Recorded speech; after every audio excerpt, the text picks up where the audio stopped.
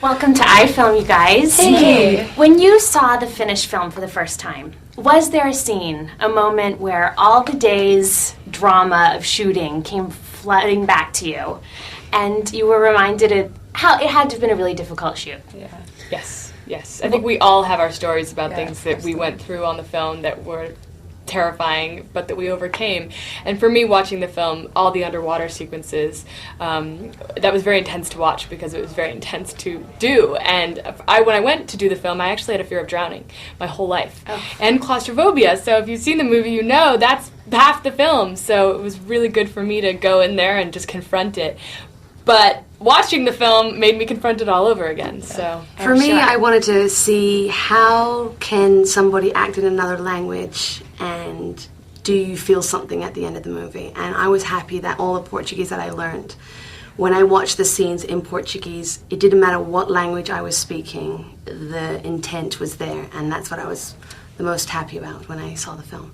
Right, great. I mean, the bus just even seemed like, honestly, from the moment the movie started, us in the bus, I'm like, wow, I'm back there. I mean, it just took that. I mean, because there was such a connection with the location, with the people, with everything. So even being brought back into that, hearing the music and being there, it was like, boom, everything that we experienced was out on the table again. I'll agree with all of you, having viewed the film. I could not breathe in the underwater myself, but John Stockwell said he likes to keep it real for his actors. That's his big angle. Yeah. How does that challenge you? I mean, how far does he go to keep it real?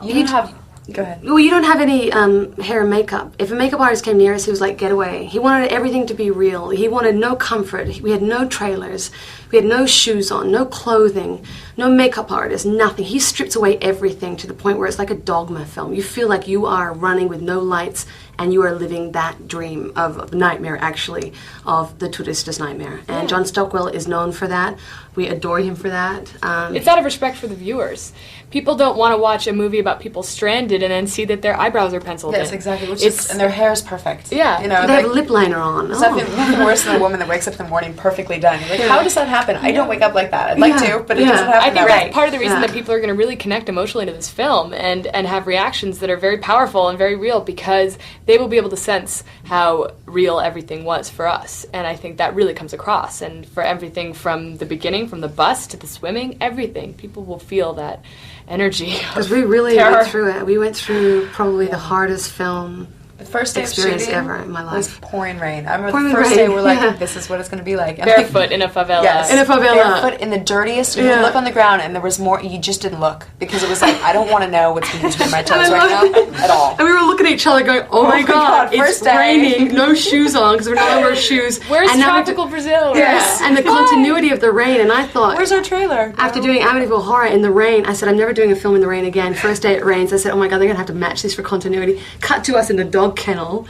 with rain machine, like all on us. It was just, it was filmmaking at its hardest, but we came out of there as a better person. Yeah, I think we put so much into it that people will get that much out of it. So I hope so.